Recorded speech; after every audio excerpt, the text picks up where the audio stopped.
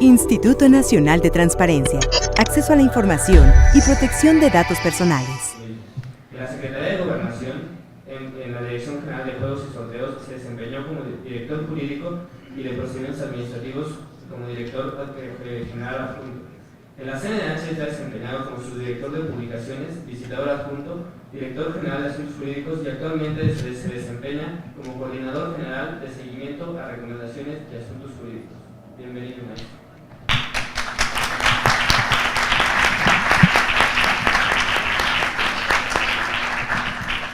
Muchas gracias. Bueno, sí, muchas gracias por la presentación, pero sobre todo, muchas gracias por la invitación.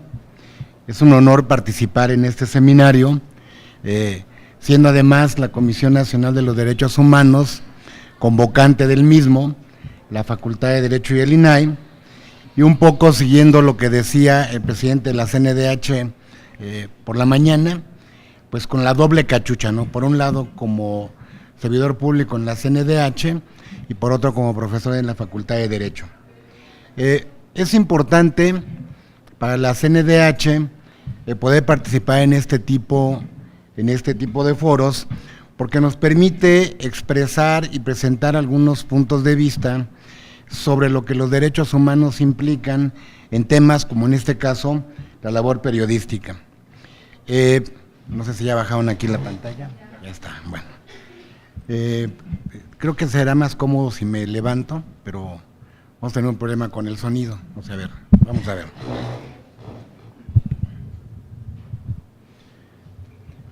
Bueno, en primer lugar, lo que buscamos con esta exposición, y toda vez que el tema está vinculado a la labor periodística, fue acercarnos al tema de derechos humanos desde una perspectiva muy sencilla, pero que fuera lo más completa posible y que nos ayudara a entender cómo, primero, qué son los derechos humanos y después cómo estos tienen que irse viendo y entendiendo a través de sus diferentes manifestaciones y de los actores que participan en los mismos. Entonces, parecería obligatoria la primera pregunta: ¿qué son los derechos humanos? Y en ese sentido, como pueden ustedes ver, lo que decimos aquí es que son derechos inherentes a nuestra naturaleza, sin los que no podemos vivir como seres humanos. Nos permiten desarrollarnos plenamente.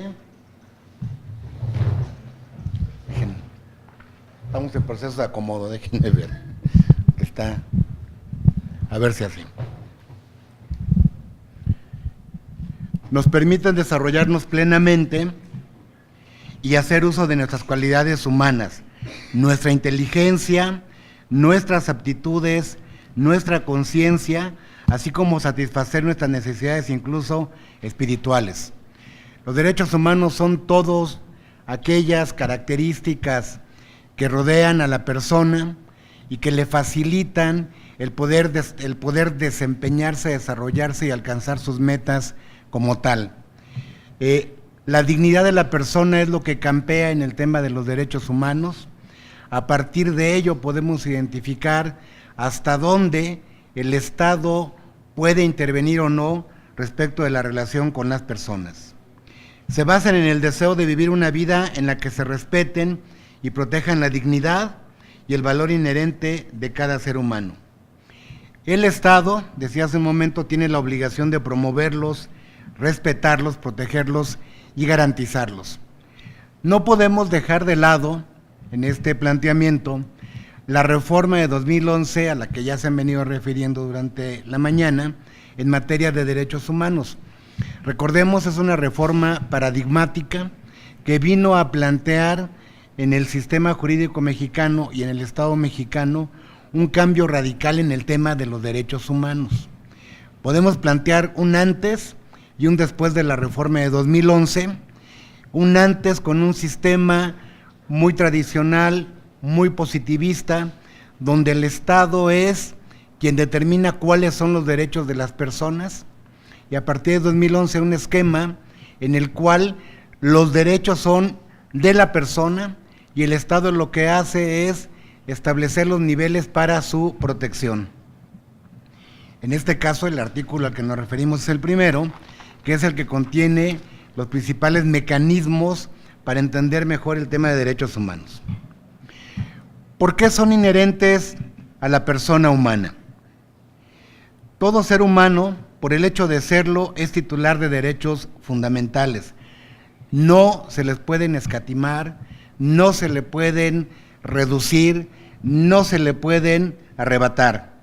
Son derechos que corresponden a la naturaleza de la persona y que no son una concesión del Estado. El Estado no se los está dando, ya los tenemos ahí, y el Estado lo que hace es que los protege. Decimos a la persona humana, habrá alguien que nos diga, oye, ¿y no hay también personas jurídicas, personas colectivas, personas morales? Estas personas no tienen derecho. Y bueno, habría que hacer el pequeño agregado, sí, algunos derechos que son propios de la persona humana también pueden serlo de una persona jurídica. Por ejemplo, las garantías de un debido proceso dentro de cualquier juicio jurisdiccional. ¿Qué son? ¿Dónde los encontramos? ¿Por qué existen? Hay un planteamiento aquí muy grande, una discusión muy grande acerca de dónde encontramos a los derechos humanos, esta ratio de los derechos humanos, esta razón de ser de los derechos humanos. Ya decía yo algunas cosas hace un momento. Para algunos especialistas, los derechos humanos tienen su fundamento en la naturaleza humana, en nuestra razón de ser como personas. Son la expresión de la justicia natural, de nuestra forma, de nuestra manera, de la forma en la que la naturaleza nos hizo, pero reflejadas en el derecho positivo. Entonces, nuestras características fundamentales, reconocidas, conocidas y plasmadas en el sistema jurídico. El sistema jurídico lo que hace es reconocer lo que ya somos. Para otros especialistas es importante que los derechos estén dentro de la norma, porque si están dentro de la norma, entonces es cuando pueden ser exigibles. Decimos que son principios morales que se llevaron a la norma y que se positivizaron. Regularmente, tradicionalmente son producto histórico de movimientos, de reclamos y de reconocimientos que el Estado va haciendo parcialmente respecto de las personas. Más recientemente, decimos que son el resultado del acuerdo que se da ya entre naciones y dentro de la misma sociedad. En el neoconstitucionalismo, los derechos humanos son el corazón de las constituciones. Ya no podemos concebir actualmente una constitución, un Estado de derecho, si no es a través del concepto de derechos humanos. Es la esfera que funda el poder y es el límite del poder mismo. Decimos también que son derechos fundamentales. ¿Por qué son derechos fundamentales? Bueno, porque son valores supremos, son valores que se establecen dentro del Estado como aquellos que no pueden ser alterados bajo ninguna circunstancia. Decimos que son valores políticos, son fines de la sociedad, son objetivos de la sociedad y se integran en las constituciones. Se convierten en un sector importante de procedimientos positivos y legitiman al Estado constitucional democrático de derecho.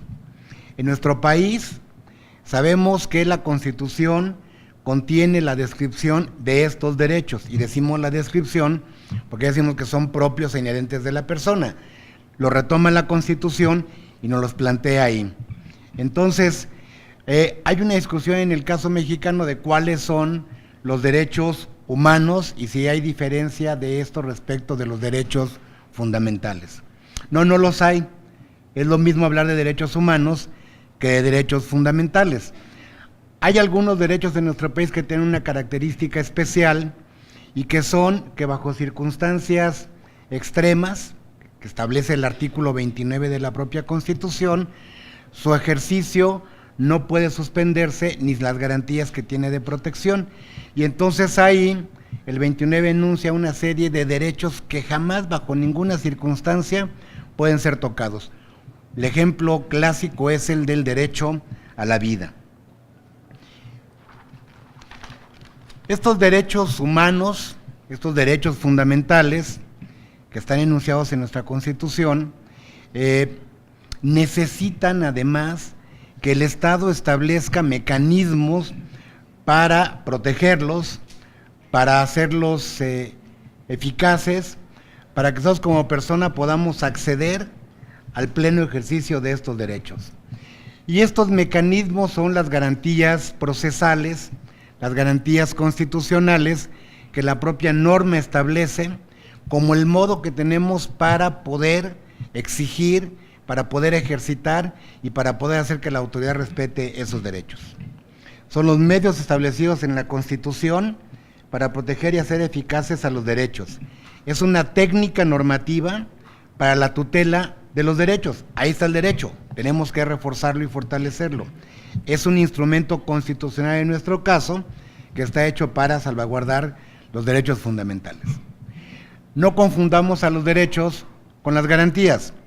Los derechos es la parte sustantiva, es la parte que está junto con la persona humana y su dignidad, y las garantías son todos aquellos mecanismos que se crean para poder hacer eficientes estos derechos, para poder exigir los derechos, para que el Estado esté en la obligación de protegernos respecto de esos derechos. Y en este sentido, yo he venido señalando que los derechos los tenemos descritos en la Constitución. Ustedes pueden ver aquí que además de ello estamos agregando el orden internacional. El artículo 1 de la Constitución establece estos derechos humanos a los que nos hemos venido ya refiriendo. Y estos están previstos en nuestra Constitución, pero también en todos los tratados humanos en la materia de los que nuestro país forma parte. Y esto es importante porque viene a marcar un principio fundamental ahora en el tema de los derechos humanos. Si un tratado internacional contiene niveles de protección superiores a los que establece la Constitución, las autoridades de nuestro país están obligadas a aplicar el tratado por encima de la propia Constitución. Porque lo que debemos buscar siempre y en todo momento es que el nivel de protección que se da sea el más amplio. A esta unión de Constitución y tratados internacionales en el tema de derechos humanos lo conocemos ahora como bloque de constitucionalidad. La Constitución establece ya que los ámbitos esos a los que nos referimos, las garantías, están en ese bloque de constitucionalidad. Entonces, para cualquier caso en el que tengamos nosotros la necesidad de conocer cuál es el ámbito de protección que tienen los derechos, no basta con que veamos a la Constitución, tenemos que ir a los tratados que existen en la materia. Entonces, de manera uniformada, en una sola, Constitución y tratados, formando el bloque de constitucionalidad. Ahí está nuestro punto de referencia. Y es importante porque en nuestro país hemos tenido la tradición por siempre de pensar que el tratado internacional, para ser aplicable, necesita convertirse después en leyes, y luego en reglamentos, y luego en acuerdos, y luego en órdenes, y entonces dejamos los niveles de aplicación del tratado hasta por allá. Lo que tenemos que ver ahora es que el tratado tiene esta supremacía en el tema de derechos humanos, que incluso lo puede colocar por encima de la propia Constitución. ¿De acuerdo? Bueno. Otro principio importante que establece el artículo 1, decíamos ya, es el de las garantías constitucionales para su protección. El sistema jurídico mexicano, a través o a partir de esta reforma de 2011, ha venido señalando ya y ha venido creando, perfeccionando mecanismos de protección de los derechos humanos, estas garantías constitucionales de protección. Tradicionalmente distinguimos dos grandes niveles de garantías de protección, las jurisdiccionales y las no jurisdiccionales. En el caso de la lámina, ustedes pueden apreciar que para las jurisdicciones estamos ejemplificando con el amparo. El amparo como un mecanismo de protección que está a cargo de los jueces, que tiene como objetivo la protección de los derechos humanos. No es la única, es la más ejemplificativa.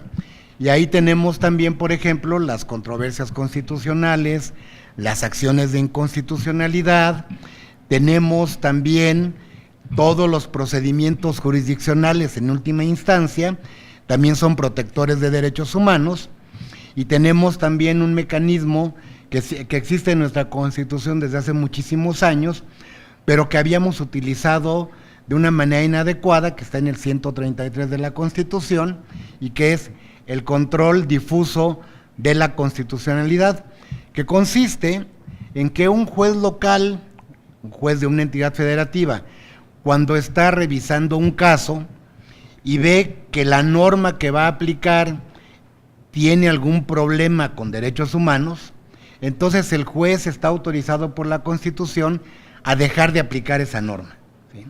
Es un procedimiento de inaplicabilidad de una norma que se considere contraria a la Constitución. Entonces tenemos más mecanismos de protección, decía que ejemplificamos con el amparo. Tenemos también el segundo bloque, que es el de los mecanismos no jurisdiccionales de protección de derechos humanos. Ejemplificamos ahí con la Comisión Nacional de Derechos Humanos, pero ahí entran todas las demás comisiones, las comisiones locales, y entra una gran cantidad de órganos que el Estado mexicano ya tiene. El ponente hace un momento decía que hay como 14 órganos autónomos ya, ¿no? Bueno, algunos de esos, pero también organismos públicos. La Profeco, por ejemplo, es un mecanismo de protección de los derechos del consumidor. Tenemos los sistemas que trabajan para erradicar la discriminación, o los que están en favor de las personas adultas, o las que ven temas de discapacidad. Y si vamos viendo la estructura del Estado mexicano y del sistema jurídico mexicano, vamos a encontrar ahí muchos mecanismos que están también encaminados a la protección de los derechos humanos.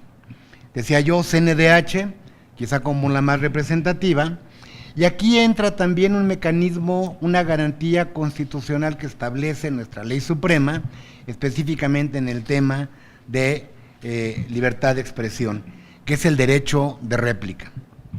El derecho de réplica como una forma que tenemos todos de poder presentar ante quien emite una noticia, ante medios de comunicación, nuestro reclamo porque no estemos de acuerdo en lo que los medios estén diciendo.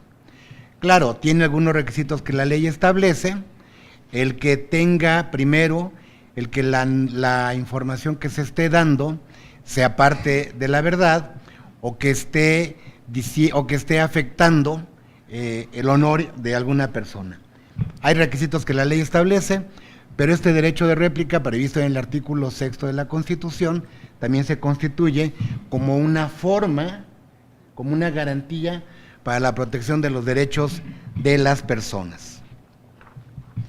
Y en ese sentido, la propia Constitución establece el principio pro persona, como ya vemos viendo en este escenario que se plantea, donde lo que se busca es que siempre que se aplique una ley, siempre que estemos ante una circunstancia donde haya un derecho humano en juego y que tengamos que verificar, hagamos la interpretación y la aplicación del derecho en favor de la persona, brindando siempre la protección más amplia. Vamos a buscar a partir de estas disposiciones que haya siempre la protección más amplia en favor de las personas.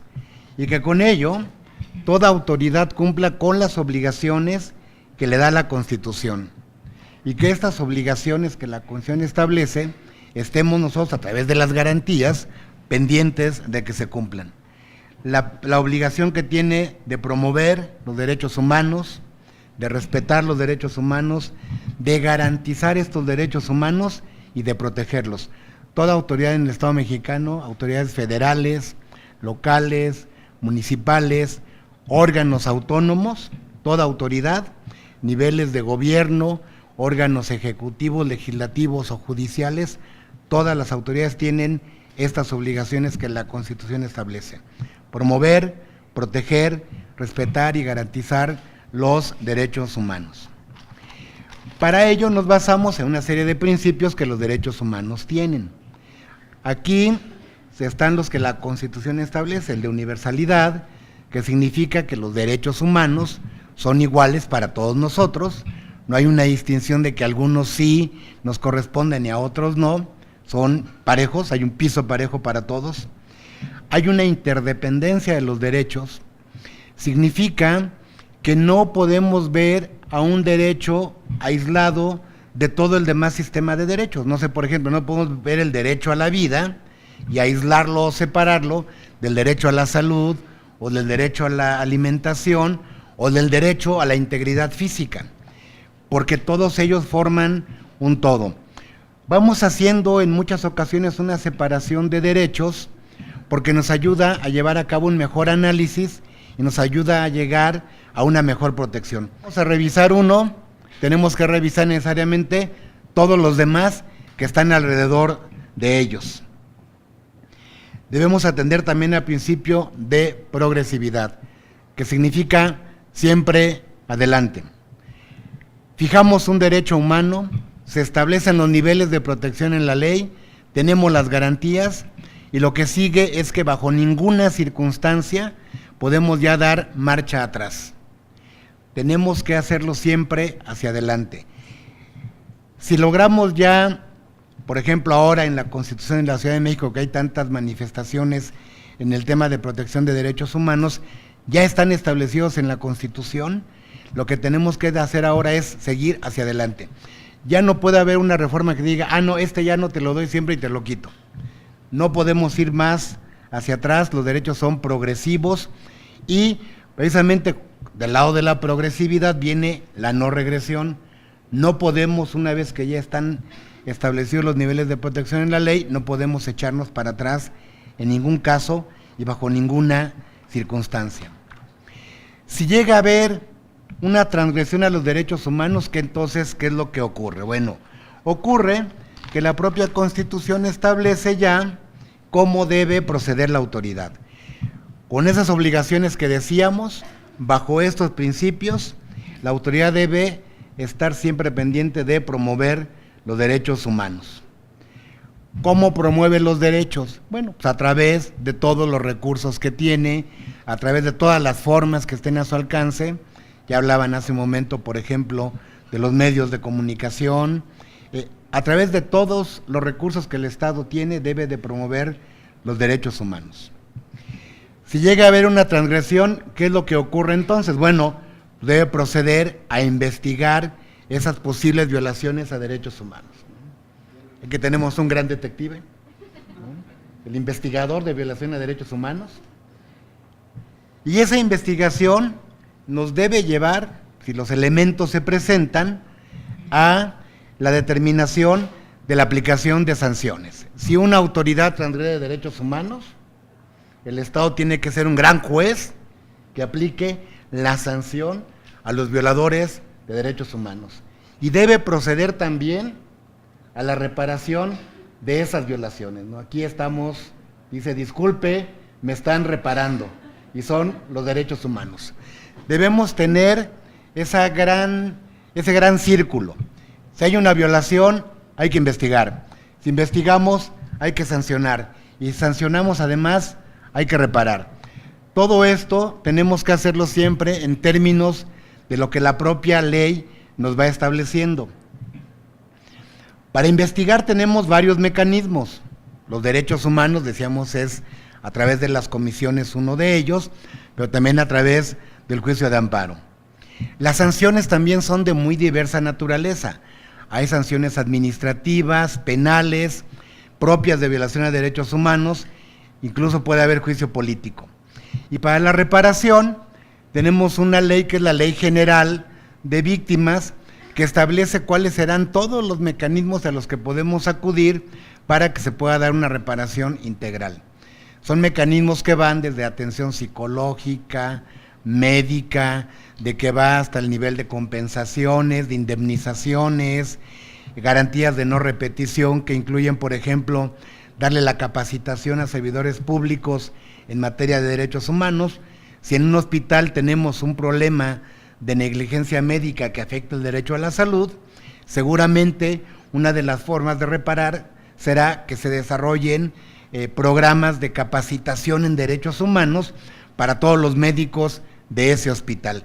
Y así, cada uno de los casos, a partir de la Ley General de Salud, de la Ley General de Víctimas, perdón, va estableciendo qué es lo que tenemos que hacer para lograr esa reparación integral. Y bueno, algo que luego nos preguntamos es, bueno, ¿y quién es el que está violando derechos humanos? ¿O qué es la violación a derechos humanos? ¿O cómo puede ser, no? Ya ocurrió que dos vecinos se pelearon y uno mató al otro y pues no pasa nada, ¿no? O ya ocurrió que se lo llevaron al Ministerio Público y que está en un proceso y que tiene 2 años y no pasa nada, ¿no? O ya ocurrió que hay una recomendación de violación de derechos humanos, pero el cuate no está en la cárcel, ¿no? O sea, hay muchas cosas que decimos y que vemos siempre alrededor de ello. Quizás sea importante en este momento conceptualizar que siempre tenemos que ver los derechos humanos frente a la actuación de la autoridad. Los derechos humanos se afirman frente al poder público, implican obligaciones a cargo del gobierno y en principio solo el gobierno puede violentarlos. En los derechos humanos las violaciones se cometen desde el poder público, eso es muy importante, porque el poder público tiene una gran capacidad a través de todos los medios que le proporciona la sociedad para cumplir con sus obligaciones, y en lugar de cumplir con sus obligaciones, transgreden derechos. Desvía los bienes que tiene asignados para el bien común y los utiliza en violación de derechos humanos. El poder público no debe menoscabar de manera arbitraria el ejercicio y el goce de los derechos. ¿Qué es lo que vemos aquí? En primer lugar vemos a una autoridad. Aquí pusimos al policía como autoridad porque creo que es el más representativo, ¿no? Pero puede ser un médico, puede ser un maestro, puede ser un constructor, en fin, puede ser cualquier autoridad que esté ejerciendo atribuciones dentro del Estado. Pues aquí vemos a una autoridad, y va a ser nuestra autoridad de aquí en adelante, ¿no? Para ejemplificar. Si tenemos a una persona, que no tiene cachuchita es siempre nuestra persona, ¿sale? Bueno, tenemos a nuestra persona actuando frente a una autoridad. Este binomio de actuación es el que sí nos puede dar como resultado una violación de derechos humanos para el caso de que la autoridad actúe de una manera que no sea la que la ley establece y en contravención de los derechos de la persona. Pero si tenemos a una persona frente a otra persona llevando a cabo actos que puedan lesionar los derechos de una respecto de otra, aquí no se da una violación de derechos humanos. Es, por ejemplo, como cuando en un pleito 2 personas se lesionan. Ahí hay lesiones, ahí hay un delito, ahí hay un ministerio público que tendrá que conocer y que tendrá que hacer, desarrollar un procedimiento y aplicar unas sanciones que tienen una regulación diferente como víctimas del delito. Pero ahí no hay violación de derechos humanos porque no está interviniendo una autoridad en los hechos lesivos. En el primer caso sí, una autoridad interviene en las conductas que producen una lesión a los derechos. En este caso, no. Por eso cuando veamos que hay un particular frente a otro, por ejemplo, en el cumplimiento de un contrato, en un homicidio, en lesiones, en todas aquellas actuaciones que llevamos a cabo entre particulares, no se presenta la violación a derechos humanos. La intervención de la autoridad sí puede dar lugar a una violación a derechos humanos, pero también tengamos presente que no toda actuación de la autoridad se traduce en una violación de derechos humanos, tiene que cumplir con ciertos estándares. El tercer caso, que parece un poco más enredado, dice, a ver, un particular frente a otro particular, pero aquí decimos que sí hay violación. ¿Por qué si hay 2 particulares aquí arriba, aquí no hay? pero abajo 2 particulares sí nos da violación, porque aquí hay una diferencia fundamental, que es la intervención de la autoridad. La autoridad no lleva a cabo directamente los actos lesivos a la persona. La autoridad está enterada, está incitando los hechos, está autorizando los hechos e incluso ordenándolos. Entonces, en los casos en que cuando se llevan a cabo las actuaciones entre particulares, pero hay una autoridad detrás de uno de ellos incitando, permitiendo e incluso ordenando, ahí sí se da violación a derechos humanos. Tenemos en este momento en nuestro país muchos casos de esta naturaleza. Por ejemplo, hay una recomendación que emitió hace muy poco la Comisión Nacional de Derechos Humanos, incluso de violaciones graves, donde había un cuerpo de policías que se encargaba, bajo pedido de la delincuencia organizada, de levantar personas, ¿no? O sea, ellos son policías, llegaban en sus patrullas uniformados, levantaban a las personas y después acudían a un determinado lugar y a un grupo de delincuencia organizada les entregaban a esas personas. Y esta delincuencia organizada se encargaba, una vez que tenía a los detenidos, de golpearlos, de torturarlos e incluso de privarlos de la vida. ¿Quién generaba las lesiones? El grupo de delincuencia organizada. ¿Quién torturaba? El grupo de delincuencia organizada. ¿Quién privaba de la vida? La delincuencia organizada. No era la autoridad, porque me estaban allá torturando los de delincuencia organizada, los cuates de la patrulla estaban del otro lado, ¿no?, volteados, fumándose un cigarro. No, yo no fui. Ante cualquier acusación de violación de derechos humanos, ellos no participaron, es más, ellos ni estaban viendo, ¿no?, estaban mirando para otro lado. Ese es un caso de este tipo, donde la participación de la autoridad está acreditada, y a pesar de que los actos los llevó a cabo un particular, en contra de otro particular, aquí sí hay violación de derechos humanos. Entonces, esta participación de la autoridad detrás del particular se actualiza la hipótesis de violación de derechos humanos. Es importante porque varios instrumentos internacionales ya lo prevén, e incluso en nuestro país hay algunas leyes que ya lo contienen y parecería que la tendencia va hacia allá. Por ejemplo, Ley General para prevenir y sancionar la tortura. Ya establece disposiciones muy claras en este sentido. La Ley de Desapariciones también ya establece hipótesis en ese sentido.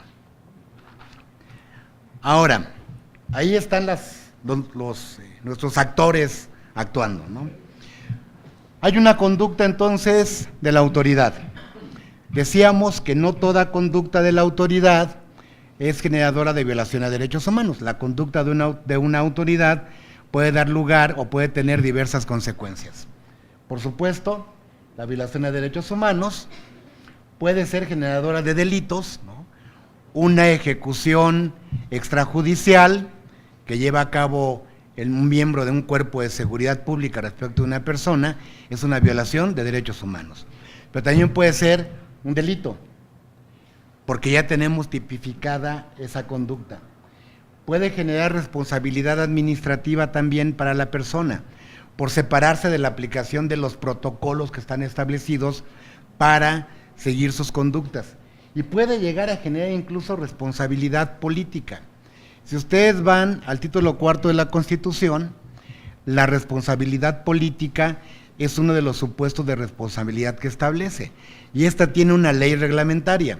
Y si vamos a la ley que reglamenta la responsabilidad política, vamos a encontrar que una de las causas de responsabilidad política es justamente la violación de los derechos humanos. Entonces puede también llegar a tener esas consecuencias. Una sola conducta de la autoridad, puede tener todas estas consecuencias. No va en contra de la Constitución, porque alguien dirá, oye, pues tenemos ahí el non bis in idem, si ya lo estás juzgando por una cosa, ¿por qué lo juzgas por otra? En estos casos, la propia Constitución establece que se pueden generar esta pluralidad de responsabilidades con una sola conducta, ¿no? Es importante por las consecuencias que puede traer para el servidor público. ¿Cuál es la vía adecuada para pedir una reparación de derechos humanos? Bueno, pues aquí nosotros tenemos diversas vías. Los organismos de protección de derechos humanos son los organismos donde está la Comisión Nacional, que a través de una queja y una investigación pueden atender la violación de derechos humanos. Hablábamos de una gran cantidad de mecanismos adicionales, un juicio de amparo, por ejemplo, pero eso no implica que yo pueda estar presentando una queja en la CNDH, un amparo ante un juez federal y pueda estar denunciando un delito. Puedo llevar a cabo de manera simultánea el ejercicio de todas las posibilidades que las leyes me den. Si presento un amparo, eso no excluye que pueda ir a la CNDH o viceversa.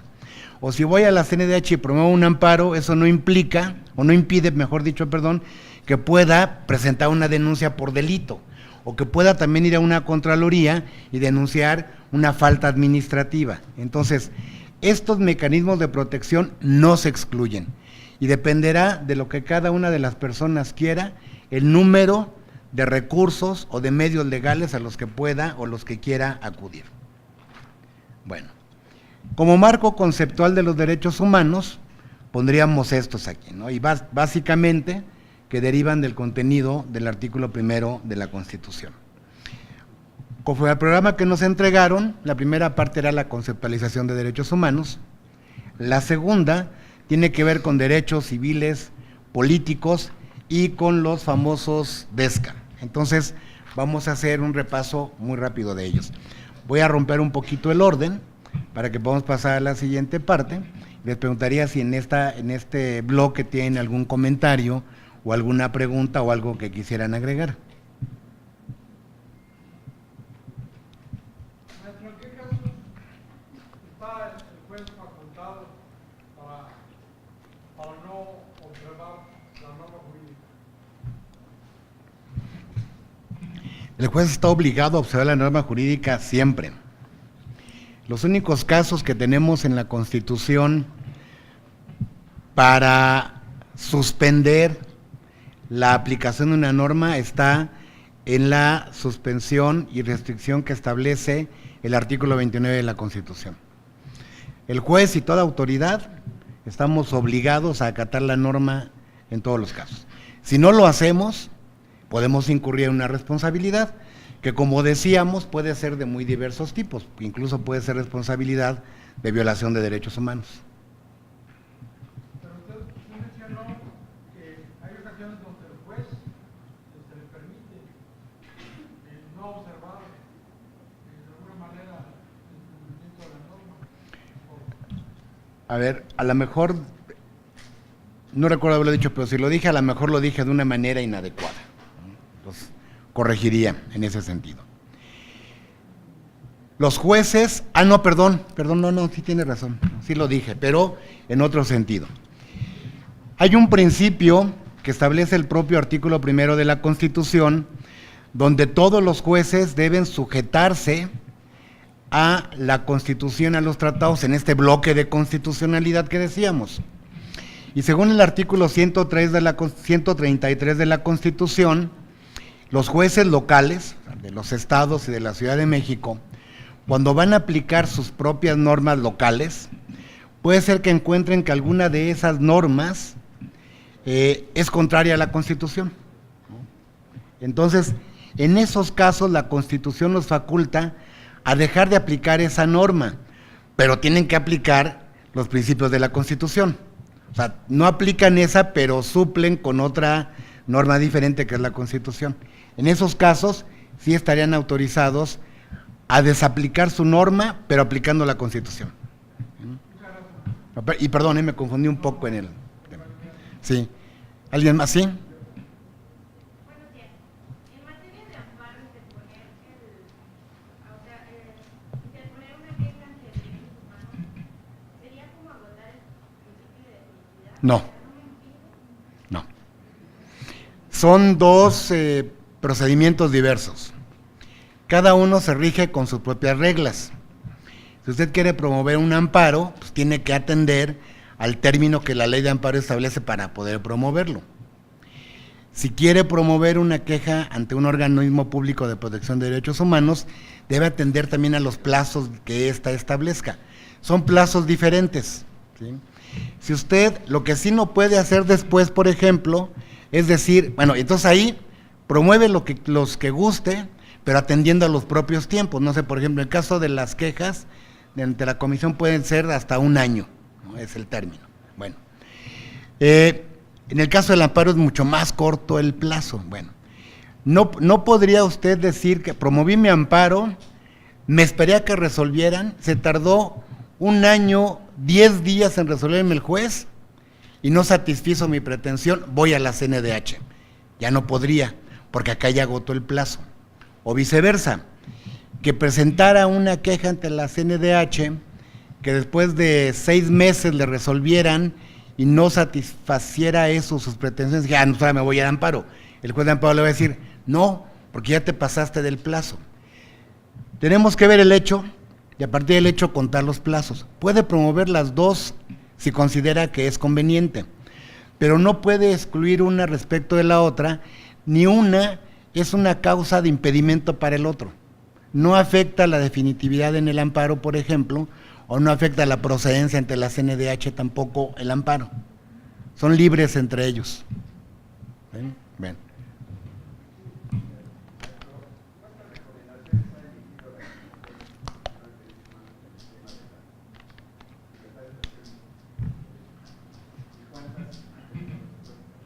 Bueno, mire, ¿cuántas en este momento quizás no sabría decirle con precisión? Pero que ha habido resultados respecto a las mismas, a lo mejor podríamos platicar de algunos casos, ¿no? Por ejemplo, tenemos una recomendación que se emitió en contra del gobierno de Quintana Roo porque a un periodista que estaba cubriendo unas manifestaciones de unas personas que estaban en una planta, me parece que de Pemex o de CFE, el gobierno consideró que al estar tomando placas y tomando testimonio de lo que estaba ocurriendo, estaba llevando información confidencial, reservada. Y entonces les inició una serie de procedimientos totalmente inadecuados. La comisión emitió una recomendación al respecto, y de esta recomendación, resultado de la misma, hay varios procesos penales que se siguen, hay alguna sentencia en el orden local y hay un proceso vivo en la PGR.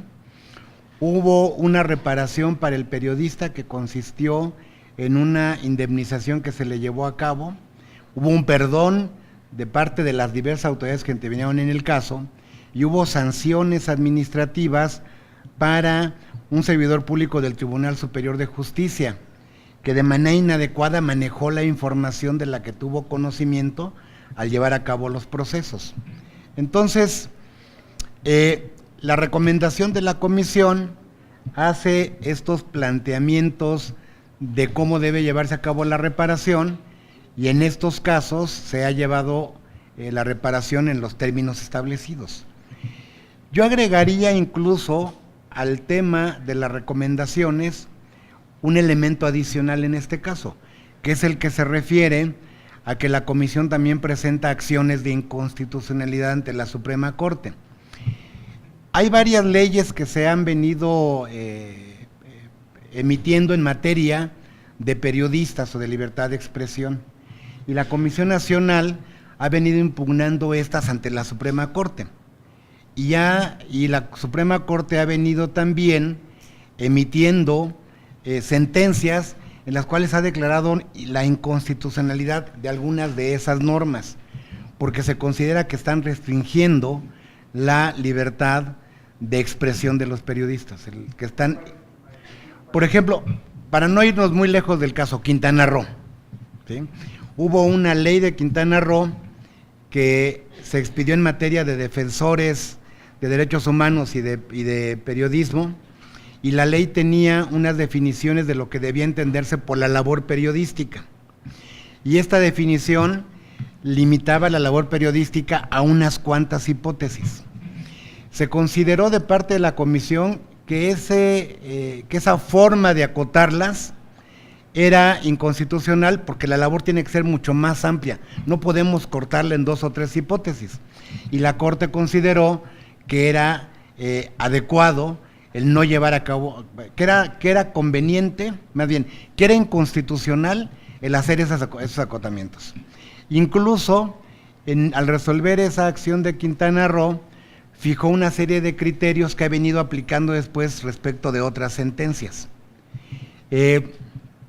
Si gusta, lo que podemos hacer es después revisar los casos de manera mucho más particular para que la información sea mucho más precisa, ¿no? ¿Sí?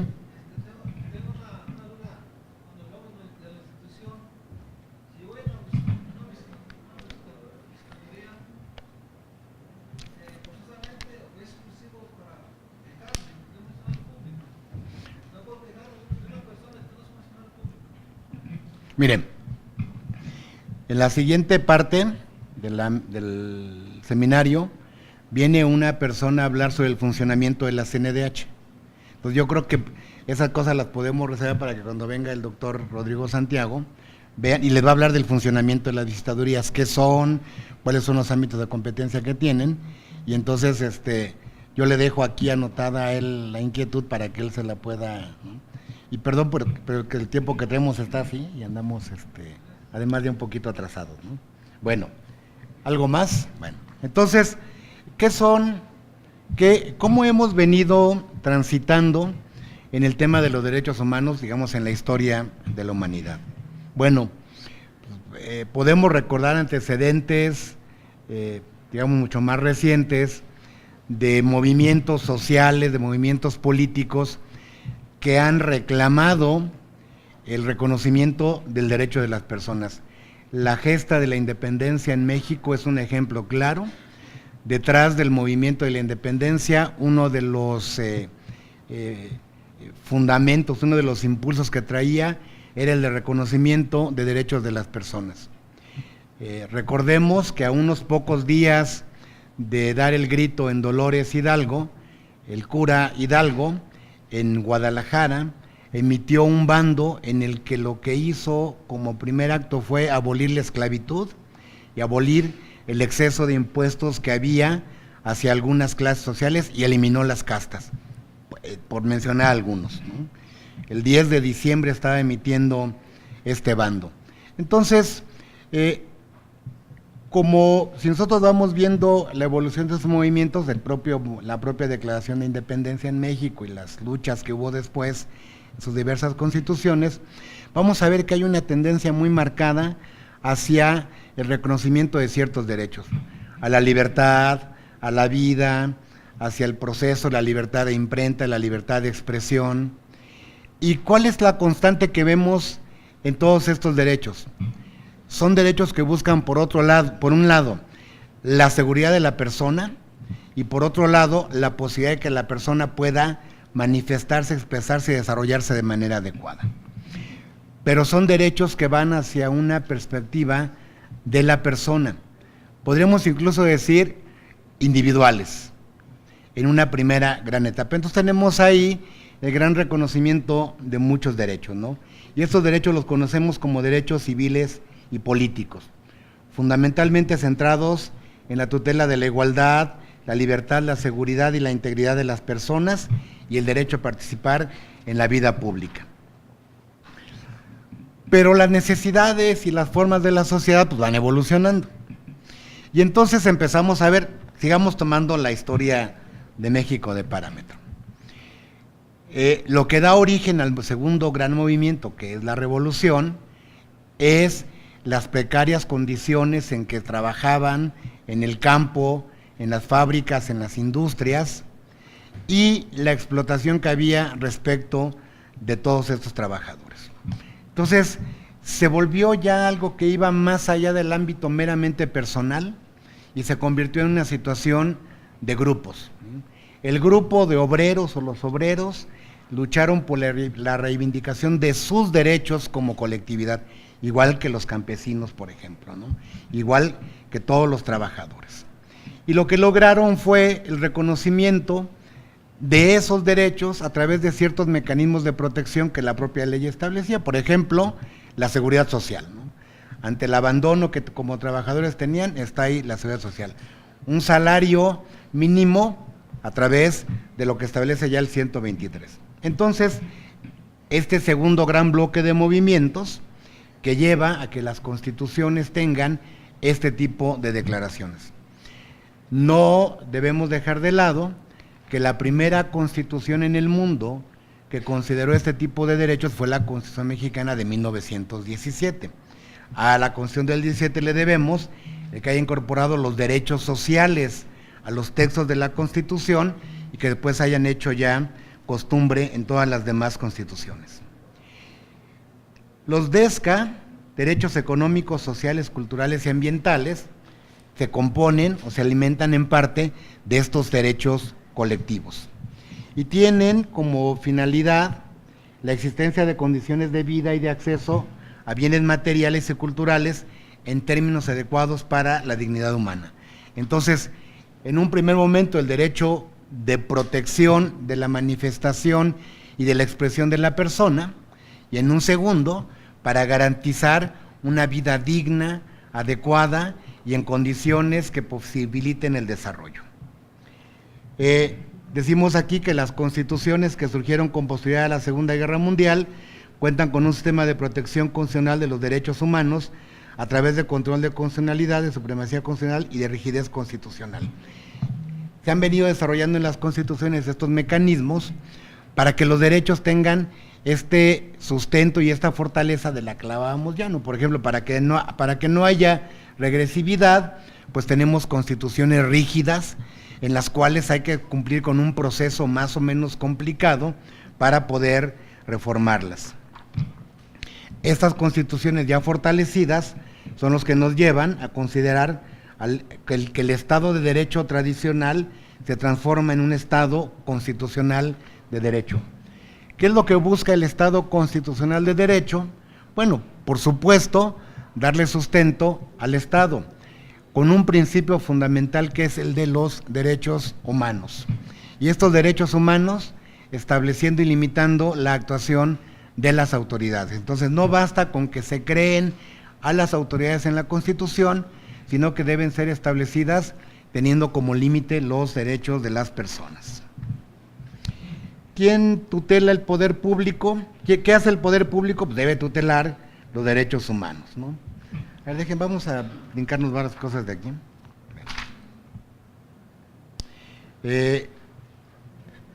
Los derechos civiles y políticos tienen por objeto la tutela de la libertad, la seguridad y la integridad de la persona, así como su derecho a participar en la vida pública. Se oponen a que el Estado invada ciertos atributos de la persona.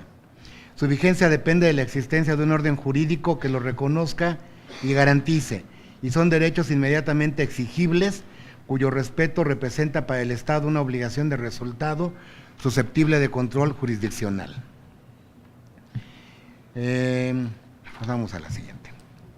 Los DESCA, estos derechos económicos, sociales, culturales y ambientales a los que nos referíamos, se refieren a la existencia de condiciones de vida y de acceso a los bienes materiales y culturales en términos adecuados para la dignidad humana. Hay una diferencia muy grande entre unos y otros. Pero recuerden que decimos también que son indivisibles.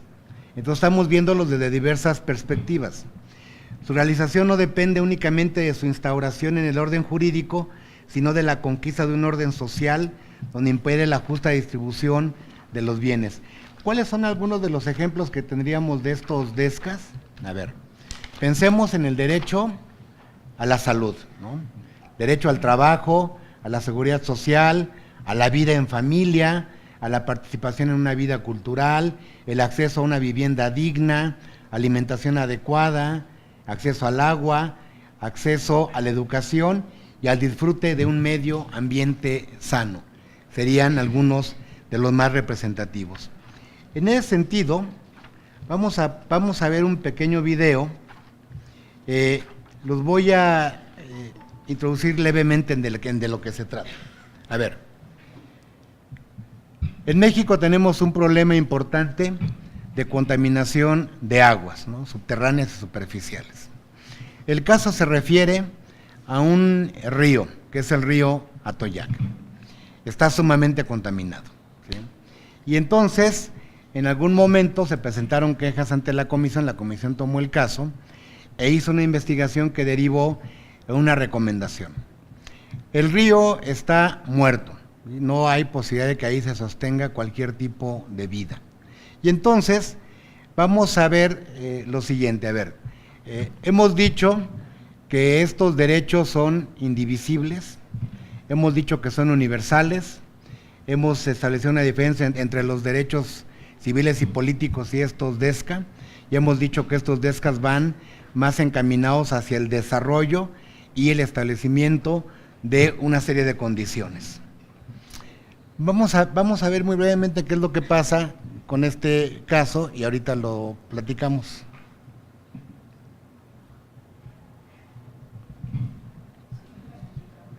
¿No tienen audio? Ya estuvo. Ponle el micrófono. Ándale. Puede ser.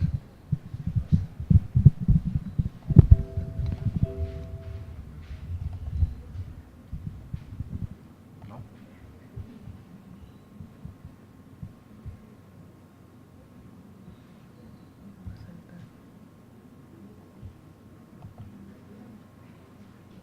¿No tiene audio? Sí, que lo pongo en la otra máquina. Mientras vemos esto, entonces podemos pensar en lo siguiente. Lo que se encontró en el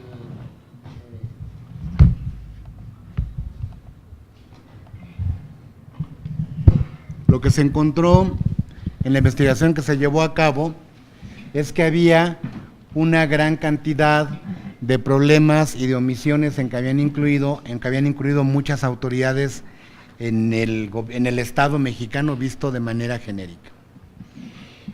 Muchas autoridades federales que no estaban cumpliendo con lo que la ley establecía como parte de sus obligaciones, gobiernos locales, estaba el gobierno de Puebla, el gobierno de Tlaxcala y municipios. Cada uno se desatendía de lo que le tocaba y eso tuvo como consecuencia que las descargas, tanto industriales como residuales sobre el río, terminaran matándolo. Pero no podemos decir que fue solamente el gobierno federal, porque también había cosas del gobierno local y porque también estaban los gobiernos municipales. Entonces lo que encontramos aquí es que había los 3 niveles de gobiernos, federal, local y municipal, inmersos y responsables de la violación de este derecho al medio ambiente. ¿Qué normas se vieron implicadas en esto? Bueno, pues las autoridades federales dejaron de observar normas federales. Por ejemplo, Conagua dejó de observar las normas que tenían que ver con todas las concesiones que da y la vigilancia sobre las concesiones de la misma. Profepa no estaba llevando a cabo las revisiones a las que está obligada, en su caso iniciando los procedimientos y aplicando las sanciones.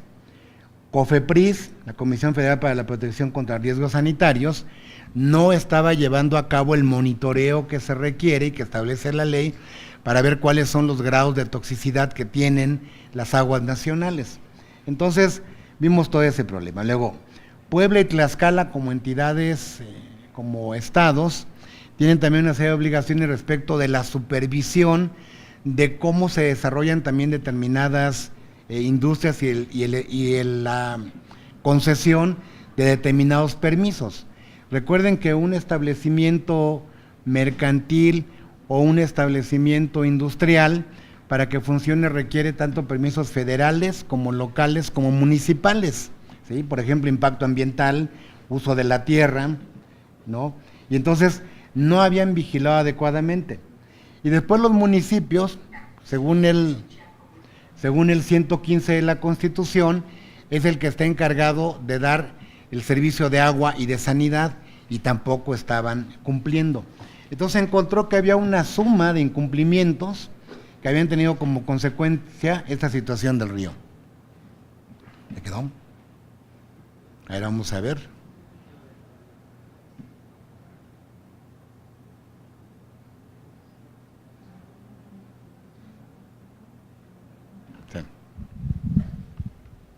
cargas de residuos por parte de industria.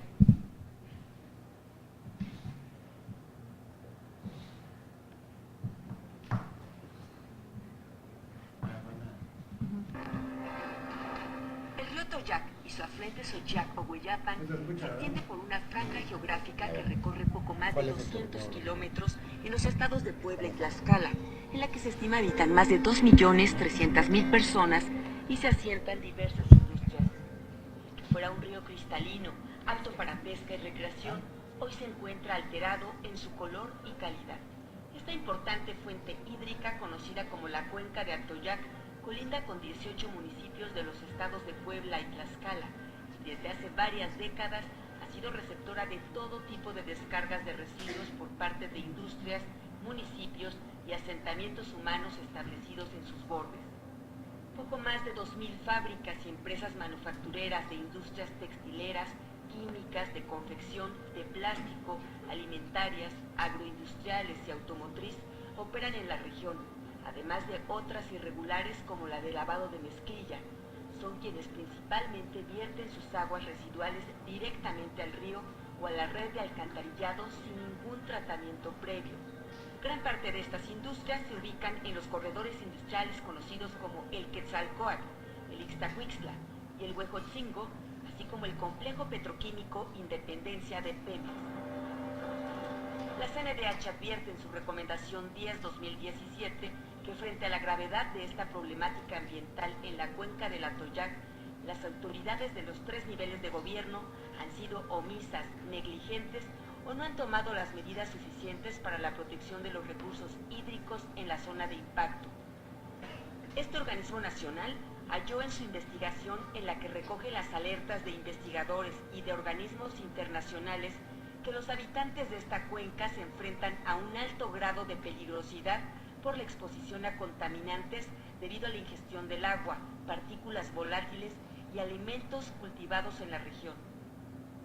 Se trata de riesgos sanitarios y toxicológicos que pueden acumularse en los organismos y causar efectos adversos para los sistemas reproductivo, inmunológico y endocrino, y para el desarrollo en general de personas, flora y fauna. La CNDH señaló también que pese a existir desde hace varios años una declaratoria para la aplicación de acciones correctivas, las autoridades involucradas no han llevado a cabo las medidas necesarias para inspeccionar, prevenir y restaurar esta crisis ambiental. Como resultado de las investigaciones, la CNDH señala 100 puntos con recomendaciones dirigidas a la Semarnat, Conagua, Profepa, Cofepris, los gobernadores de Puebla y Tlaxcala y los presidentes municipales de San Martín Texmelucan, Huejotzingo en Puebla, Nativitas, Ixtacuixtla de Mariano Matamoros y Tepetitla de Lardizábal en Tlaxcala. Entre las recomendaciones destacan realizar un convenio de coordinación interinstitucional para poner en marcha un programa integral de restauración ecológica o de saneamiento de la cuenca del Alto Atoyac, atender la emergencia ecológica con la participación de la sociedad civil organizada, población y empresas, solicitar recursos de manera urgente para atender las medidas correctivas, rehabilitar las plantas de tratamiento de aguas residuales y, en los casos que sea necesario, instalar nuevas. Capacitar al personal de los 3 niveles de gobierno para que lleven a cabo una supervisión y verificación eficaz de acuerdo a la normatividad. La realización periódica de diagnósticos toxicológicos en la región e instalación de centros de salud especializados. También recomienda disponer de información ambiental y de calidad de los cuerpos de agua nacionales, entre otros puntos. La CNDH subraya que el acceso, disposición y saneamiento de agua para consumo humano y doméstico en forma suficiente, salubre, aceptable y asequible es un bien fundamental para la vida, para la salud y para vivir dignamente, y por lo tanto es una condición para el goce de otros derechos humanos. Asimismo señala que está a la espera de que se dé cumplimiento a la recomendación y se garantice el derecho humano a un ambiente sano, a la salud y al acceso a la información.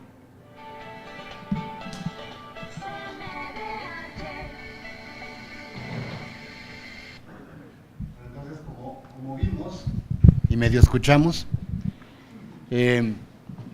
decíamos, están implicadas autoridades de 3 niveles de gobierno y están en medio leyes de muy diversa naturaleza, ¿no?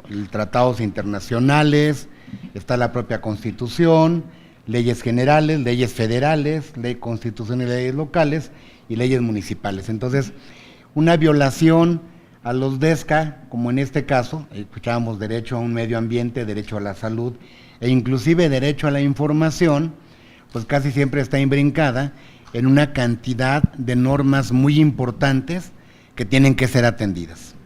Entonces, lo usamos como ejemplo de cómo los DESCA son mucho más amplios, cómo los DESCA tienen un alcance muy distinto al de los derechos civiles y políticos y cómo implican niveles que van hacia la condición de vida de las personas que tenemos que buscar que sea la más óptima. Y hablamos ahí de derecho a la información. ¿Por qué se habla ahí de derecho a la información? Bueno, pues porque si nosotros queremos saber qué está pasando en el río Atoyac, no vamos a encontrar información disponible ni en las páginas de Semarnat, ni de Profepa, ni de Conagua, ni de Cofepris, y menos en el caso de los estados. Y esto nos lleva al punto que también se ha venido tratando, que es el de la transparencia, ¿no? Transparencia en el manejo de la información que tenemos derecho, porque ya la transparencia está planteada en el artículo 6 de la Constitución como un derecho humano, y entonces tiene que haber también los mecanismos para la protección de esos derechos, y justamente el de la recomendación, es uno de ellos. ¿Qué es lo que vamos a ver en todo caso con temas de transparencia? Bueno, uno que nos brinca de inmediato y que también se comentaba ya, es que la transparencia tiene que ver con el combate a un fenómeno en nuestro país que es lamentablemente muy importante, que es el de la corrupción, ¿sí? La Comisión ha venido desarrollando una serie de estudios en muy diversos temas. Uno de ellos tiene que ver con corrupción y derechos humanos. Por supuesto, el primer problema que nos enfrentamos es que no hay información disponible. ¿Qué ocurre con el tema de corrupción y derechos humanos? Bueno, pues involucra derechos humanos, involucra transparencia e involucra al sistema democrático por sí mismo. La corrupción es un fenómeno que lacera al Estado, que lacera a la sociedad, e implica el inadecuado ejercicio de los recursos públicos y su desvío hacia fines para los que no están destinados. ¿Y esto qué genera? Bueno, pues genera la corrupción que al momento de que tenemos menos recursos disponibles de los que están asignados para los programas, pues se traduzcan en menores recursos para salud, menores recursos para educación, menores recursos en materia de seguridad social y menores recursos en materia de vivienda.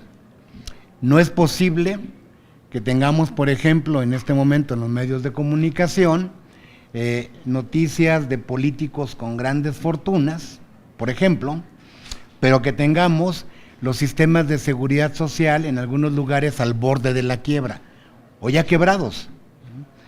Coahuila es un estado donde el sistema estatal de seguridad social se encuentra con una grave crisis que generó que se modificaran las leyes en materia de seguridad social y que estas leyes fueran retrógradas, porque tuvieran que quitarle a las personas una serie de derechos que ya tenían, porque ya no hay recursos públicos para ello. Entonces vemos cómo el problema de la corrupción sí puede impactar el del ejercicio de los derechos humanos, porque ese ejemplo de seguridad social lo podemos usar también en vivienda, en educación y en salud, ¿no?